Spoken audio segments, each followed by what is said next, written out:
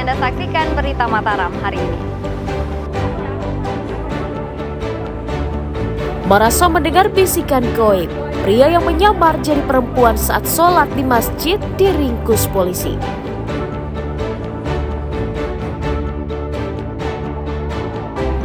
Puluhan pemuda di Lombok Tengah menggelar unjuk rasa menuntut transparansi pemilihan kepala desa.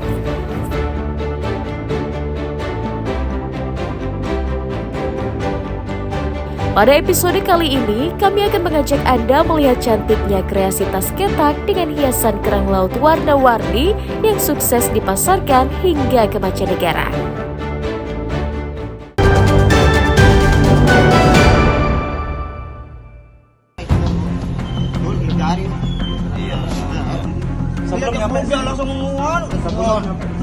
Seorang pemuda berinisial IS 25 tahun asal Ampenan diringkus Satuan Reserse Narkoba Polresta Mataram karena mengedarkan narkotika di lingkungan tempat tinggalnya. Tersangka diringkus di pinggir jalan diduga saat menunggu pemesan barang. Polisi menyita satu paket sabu-sabu seberat 0,38 gram, ponsel, alat isap, dan timbangan sebagai barang bukti. Penangkapan tersangka atas laporan masyarakat yang kerap melihatnya bertransaksi narkotika setelah keluar dari lembaga pemasyarakatan. Tersangka merupakan residivis yang baru 8 bulan keluar lapas dan kembali berulah menjual narkoba. Yang bersangkutan waktu itu sedang berada di sebuah gang di wilayah Ampenan Tengah. Kemudian begitu didekati oleh tim kami, yang bersangkutan kabur, dan pada saat sedang dikejar, yang bersangkutan membuang sebuah tisu, dan setelah diamankan dan dilakukan penggeledahan, ternyata tisu yang dibuang tersebut di dalamnya berisi satu paket sabu siap konsumsi, siap edar, dan setelah digeledah di rumahnya, kami juga menemukan satu timbangan elektrik, HP, dan juga sarana konsumsi sabu-sabu. Tersangka mengaku hanya menjadi perantara untuk membeli narkoba untuk mengatasi kecanduannya pada barang haram tersebut. Berapa banyaknya sabu yang mau misalnya? Satu yang nontonnya. Kamu disuruh beli, begitu. Situ kamu selain ke yang pesan beli. Kemarin berapa banyak sabu yang kamu beli? Ada satu.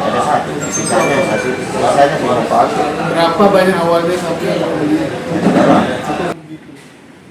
Akibat perbuatannya, tersangka dijerat Undang-Undang Narkotika dengan ancaman hukuman minimal 5 tahun penjara.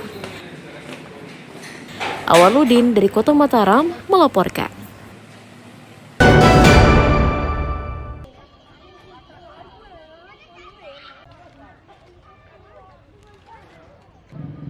Perbaikan sejumlah fasilitas publik yang rusak akibat bencana di Kabupaten Lombok Tengah terancam tertunda karena keterbatasan anggaran. Salah satunya seperti perbaikan jembatan penghubung di Desa Mujur yang merupakan salah satu infrastruktur yang mendesak untuk diperbaiki. Dinas Pekerjaan Umum dan Perumahan Rakyat sejauh ini telah menerjunkan tim untuk mengecek kerusakan untuk mengestimasi biaya perbaikannya. Namun penghitungan kebutuhan anggaran yang harus diajukan urung dilakukan karena terkendala persoalan anggaran daerah. Untuk sementara, perbaikan jembatan akan dilakukan secara darurat agar dapat difungsikan oleh warga. Kalau di perubahan kita akan coba. Berapa dana yang dibutuhkan? Belum kita hitung. Sama roda 2 dan manusia. Kemarin kalau roda 4 bisa. Oh, seadanya dulu. Tapi kita dorong di perubahan ini Pak Sekda. Pemda menargetkan perbaikan jembatan Mujur kemungkinan akan terrealisasi pada akhir tahun dengan menggunakan anggaran perubahan. Lukmanul Hakim melaporkan dari Kabupaten Lombok Tengah.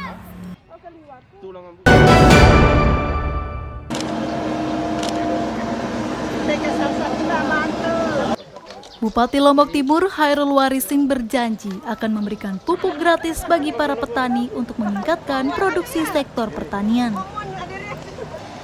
Salah satunya diberikan kepada sejumlah petani di Desa Wonosaba sebagai upaya peningkatan produksi lahan pertanian. Pemberian pupuk gratis juga menjadi apresiasi Pemda kepada para petani yang telah turut mendukung ketahanan pangan selama ini. Selain sektor pertanian, Bupati juga menjanjikan bantuan kepada para peternak dan sektor perikanan yang turut mendukung ketercukupan sumber pangan bagi masyarakat. Jadi untuk kelompok tani yang tempat kita panen ini, saya akan berikan bantuan pupuk gratis seluas 23 hektar. Ini upah saudara yang berpartisipasi, yang mau peduli dengan kegiatan-kegiatan pertanian.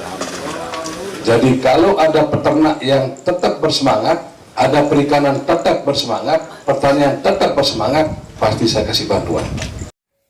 Selain mengajak untuk menggeliatkan sektor pertanian, Bupati juga menyarankan petani agar menjual gabah ke Bulog sebagai dukungan tercukupinya stok pangan di daerah. Mutadun melaporkan dari Kabupaten Lombok Timur.